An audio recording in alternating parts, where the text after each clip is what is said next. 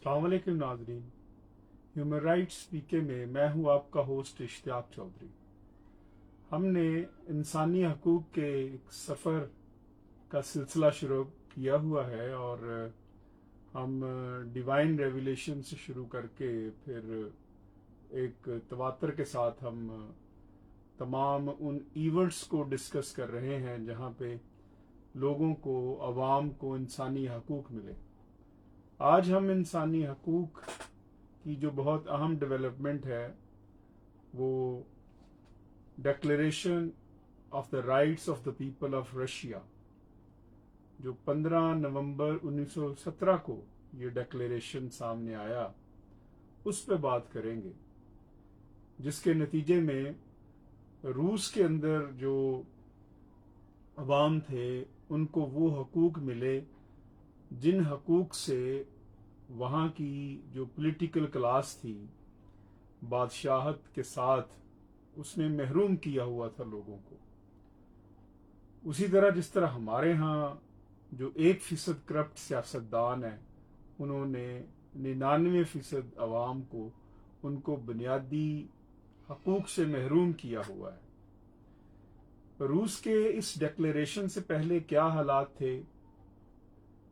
वो वही हालात थे जो आज हमारे पाकिस्तान में हम देखते हैं कि जो रूस की जो पॉलिटिकल एलीट थी वो करप्ट थी, परले दर्जे की करप्ट पॉलिटिकल एलीट थी रूस के अंदर। जिस तरह हमारे यहाँ जो पॉलिटिकल टोला है, जो सियासी टोला है जिसके हाथ में इस मुल्क का इक़्तिदार है, वो इंतहाई नखट्टू, डफर और करप्ट टोला है जिसको सिर्फ और सिर्फ अपनी अय्याशी से गर्ज है, उसको अवाम का कोई एहसास नहीं। पाकिस्तान के सियासतदानों को चंद इक्का दुक्का को छोड़ के मेजॉरिटी जो है सब के सब वो करप्ट, और सिर्फ करप्ट ही नहीं, इनएफिशिएंट है। वो लोग जो कि किसी फैक्ट्री में फोरमैन बनने के काबिल नहीं है, वो इस वक्त मुल्क के वजीर आज़म, वजीर दाखिला और वज़राए बन के बैठे हुए। सो यही हाल रूस का था। लोगों की जो वेजेस थी, मजदूरों की, वो कम थी, मिनिमम वेज भी नहीं मिलती थी। जिस तरह हमारे यहाँ 12-12 घंटे मजदूर काम करते हैं लेकिन उनको वो तनख्वाह नहीं मिलती, बेगार लिया जाता है उनसे। तलबा जो थे वो परेशानी का शिकार थे, जिस तरह हमारे तलबा परेशानी का शिकार है। नौजवान जो थे वो परेशानी का शिकार थे, नौकरी ना होने की बिना के ऊपर बेरोजगार थे, जिस तरह हमारे यहाँ नौजवान बेरोजगार हैं। इसातिज़ा उसी तरह जो थे उनकी वेजेस वो नहीं थी, जो परेशान थे जिस तरह हमारे यहाँ परेशान है। तो फिर ये जो 99% थे, इन्होंने सोचा कि सारा काम हम करते हैं, ये 1% करप्ट जो सियासी टोला है तो इसके खिलाफ एहतजाज करते हैं। चनाचे जो बोल्शेविक पार्टी थी उन्होंने अवाम को मोबिलाइज किया और रूस के अंदर तमाम जो अवाम थे वो बाहर निकले, उन्होंने एहतजाज किया और उस एहतजाज के नतीजे में फिर इनकलाब रूस हुआ और फिर जो है वो डिक्लेरेशन हुआ। बेसिकली जो डिक्लेरेशन हुआ तो फिर वो डिक्लेरेशन में वो तमाम हकूक मिले लोगों को जिनसे पॉलिटिकल टोले ने महरूम रखा हुआ था। जिस तरह हमारे यहाँ 1% करप्ट पॉलिटिकल एलीट जो है, चंद 100 के करीब जो लोग हैं वो देखें तो और उन्हीं की औलादें 75 बरसों से वही इस मुल्क के स्याह सफ़ेद के मालिक हैं और 99% अवाम को महरूम रखा हुआ है। चनाचे लोग बाहर निकले और फिर ये डिक्लेरेशन साइन हुआ और उस डिक्लेरेशन के नतीजे में अवाम को तमाम हकूक मिले, इस्तेहसाल का खात्मा हुआ। वो क्या थे जो बुनियादी डिक्लेरेशन में चीज़ें सामने आई? پہلا آرٹیکل ہے اس کا ڈکلیریشن کا، وہ کہتا ہے ایکوالٹی کی بات کرتا ہے، sovereignty of the people of Russia, تمام انسان برابر ہیں۔ وہی بات جو نبی آخر الزماں حضرت محمد صلی اللہ علیہ وسلم نے خطبہ حجت الوداع کے موقع پر فرما دی تھی کہ تمام انسان برابر ہیں۔ اسی طرح دیکھیں روس کے ڈیکلریشن میں بھی انہوں نے کہا کہ تمام انسان برابر ہیں، and sovereignty of the people of Russia, اور اقتدار اعلیٰ جو ہے وہ لوگوں کا ہے۔ وہی بات کہ جو اقتدار اعلیٰ اللہ کا ہے، دراصل وہ جو اللہ کی مخلوق ہوتی ہے وہ اس کا ہے۔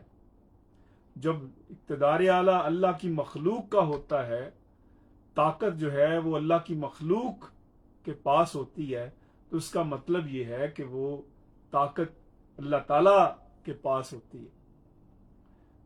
جو رائٹس آف دا پیپل ہیں وہ رائٹس آف گاڈ ہیں۔ تو یہ بات کی انہوں نے۔ پھر انہوں نے دوسرا آرٹیکل جو ہے rights of the people of Russia self determination, حقیقی آزادی کی بات کی کہ جو عوام ہیں وہ حکومت میں شامل ہوں۔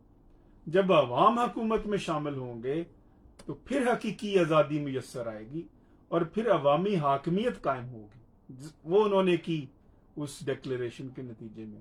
پھر انہوں نے کہا آرٹیکل 3 ہے اس ڈیکلیریشن کا، رشین ڈیکلیریشن کا جو میں آپ کو بتا رہا ہوں، abolition all national religious privileges and restrictions, تمام جو پریویلیجز تھی وہ ختم کر دی انہوں نے۔ تمام جو سہولیات تھیں، جس طرح ہمارے ہاں پریویلیجز ہیں، ابھی صدر صاحب گئے ہیں حج کے اوپر، تو صدر صاحب اپنا کوئی 200-250 کے قریب رشتہ دار، دوست، ان کے دوست، اور یہ سارا 250-300 کے قریب جو لوگ ہیں وہ ہمارے ٹیکس پے کی کمائی سے، اور ہم جو ٹیکس دیتے ہیں بلوں کی شکل میں، بجلی اور گیس کے بلوں کی شکل میں جو ٹیکس دیتے ہیں، ان کے اوپر جو ہے وہ 200-250 لوگوں کو ساتھ حج پہ لے گئے ہیں۔ یہ وہ پریویلیجز ہیں۔ یہ وہاں بھی تھی کسی اور انداز میں پریویلیجز۔ پھر اسی طرح ان کے جو سارے اللے تللے ہوتے ہیں، ان کا پیٹرول فری ہے، ان کی جو گاڑیاں ہیں ان کی ڈسپوزل کے اوپر ہیں، سب کچھ یہ ان کی ڈسپوزل کے اوپر ہے، اور سب کچھ فری ہے، پریویلیجز ہیں ان کو۔ اپنی تنخواہیں بڑھائیں، 10 لاکھ سے 15 لاکھ تک لے جائیں، اپنے ہیلی کاپٹر کی لے آئیں، ایک ہیلی کاپٹر اگر ہے تو 2 منگوا لیں، ایک اپنی فیملی کے لیے لے جائیں، فیملی کو شفٹ کرتے رہیں۔ وہ تمام پریویلیجز وہ اسی طرح رشیا کے اندر بھی تھی۔ تو پھر انہوں نے یہ تمام پریویلیجز ختم کی، یہ جو سہولیات ہیں یہ ختم کی۔ بھئی وہی سہولیات ہونی چاہیے جو عوام کو ملنی چاہیے۔ یہ بہت امپورٹنٹ آرٹیکل تھا۔ چوتھا انہوں نے امپورٹنٹ بات ہے رشین ڈیکلیریشن کی، free development of national minorities. ہاں، جتنی مائنورٹیز ہیں، جو اقلیتیں ہیں، کسی کا استحصال نہیں کیا جائے گا، کسی کو کسی مذہب کی بنیاد کے اوپر اس کو ترقی سے یا اس کو قومی خدمت سے یا روزگار سے دور نہیں رکھا جا سکتا۔ تمام جو اقلیتیں ہیں وہ ان کا برابر کا درجہ ہے، اور وہ اسی طرح اس ملک کے شہری ہیں جس طرح دوسرے ملک کے شہری ہیں۔ اور ایک طرح سے کہ جو نیک ہے، پرہیزگار ہے، وہ خدا جانتا ہے، اور اللہ کے نزدیک جو نیک اور پرہیزگار ہے، لیکن تمام اقلیتوں کو برابر کے حقوق ملے۔ تو یہ وہ جد و جہد تھی عوام کی، جس کے نتیجے میں انسانی حقوق نے ایک قدم اور بڑھایا، اور پھر ہمیں انسانی حقوق کے سلسلے میں Russian declaration of the rights of the people of Russia سامنے آتا ہے۔ اس سے ہمیں کیا سبق ملتا ہے؟ اس سے ہمیں یہ سبق ملتا ہے کہ جب تک ہم بھی اگر پاکستان کے عوام اپنے لیے حقوق چاہتے ہیں کہ استحصال کا خاتمہ ہو، استحصال کی تمام شکلوں کا خاتمہ ہو، اساتذہ کو جو تنخواہیں ہیں، ان کی پینشن ہے وہ ملے، اور ان کی امارات میں اضافہ ہو. ہم چاہتے ہیں کہ طلباء جو ہے ان کی فیسیں ختم ہوں, ان کو فری ایجوکیشن ملے جس طرح دنیا کے دوسرے ملکوں میں ملتی ہے. اگر ہم چاہتے ہیں کہ جو بے روزگار ہیں ان کو روزگار ملے, اگر ہم چاہتے ہیں جو خواتین مسائل کا شکار ہیں تو ان خواتین کا استحصال ختم ہو, جو بہنیں بیٹیاں مائیں استحصال کا شکار ہیں ان ماؤں بہنوں بیٹیوں کا استحصال ختم ہو. ہم چاہتے ہیں کہ جو مزدور استحصال کا شکار ہیں وہ مزدوروں کو وہ حقوق ملیں جو وہاں کے مزدوروں کو نہیں مل رہے تھے روس کے اندر. ہم چاہتے ہیں کہ وہ کسانوں کو وہ حقوق ملے سارے کے سارے, جو ان کے بیج ہیں, جو ان کو سہولیات ہیں جو ان کو ملنی چاہیے کسانوں کو, تاکہ وہ اپنی پیداوار بڑھائیں جو وہاں نہیں ملتی تھی روس کے اندر.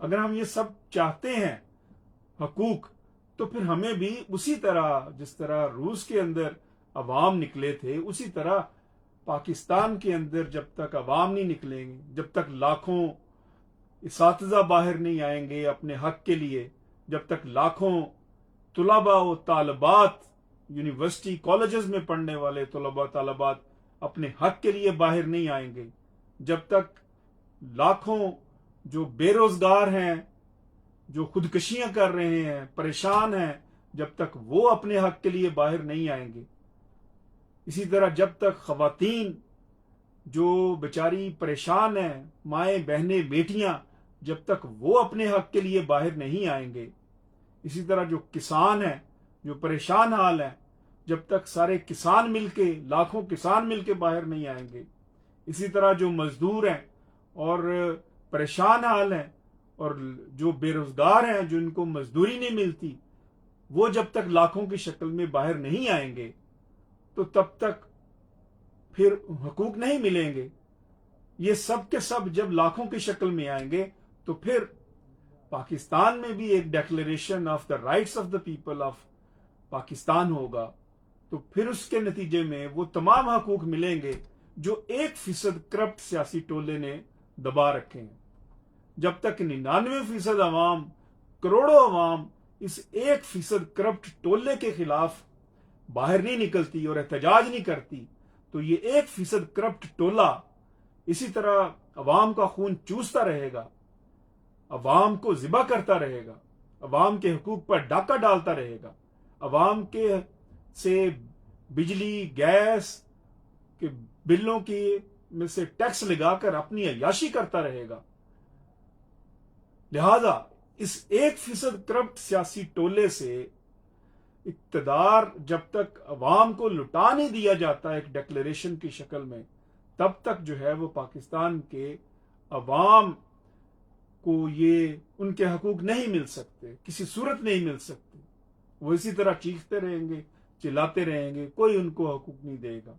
تاریخ یہ بتاتی ہے, جو میں نے آپ کے سامنے رکھی ہے, انسانی حقوق کی یہ ساری جو جدوجہد ہے یہ بتاتی ہے کہ جب تک عوام باہر نہیں نکلیں گے, لاکھوں کروڑوں کی شکل میں عوام باہر نہیں نکلیں گے, تب تک ان کو حقوق ان کو ملنے والے نہیں ہیں. یہ اسی طرح الگ الگ اگر کوئی نکلتا ہے, اساتذہ نکلیں گے تو اساتذہ کو ماریں گے, طلباء کو نکلیں گے تو طلباء کو ماریں گے, جو خواتین نکلیں گے تو خواتین کو ماریں گے.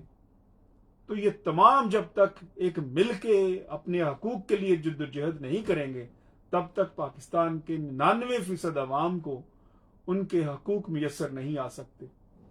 اللہ رب العزت سے دعا ہے کہ وہ ہمیں اپنے حقوق کے لیے جدوجہد کرنے کی توفیق عطا فرمائے, اور پاکستان کو اللہ پاک ان 1% جو کرپٹ سیاستدان ہیں ان سے محفوظ رکھے, ان کے ظلم سے محفوظ رکھے, ان کے ستم سے محفوظ رکھے.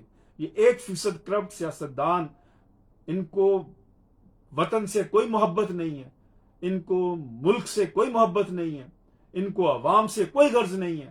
اس 1% کرپٹ سیاسی ٹولے کو صرف غرض ہے تو صرف اپنی عیاشی سے غرض ہے کہ یہ لوٹے مال, یہ IMF کا بھی پیسہ لوٹیں, یہ عوام کا پیسہ بھی لوٹے, اور باہر جا کے جو ہے وہ محلات بنائیں, اور پاکستان کے جو عوام ہیں, کروڑوں عوام, وہ ذلیل و رسوا ہوتے رہے اور ان کا کوئی پرسال نحال نہ رہے۔ اللہ رب العزت پاکستان کی حفاظت فرمائے۔ پاکستان زندہ باد۔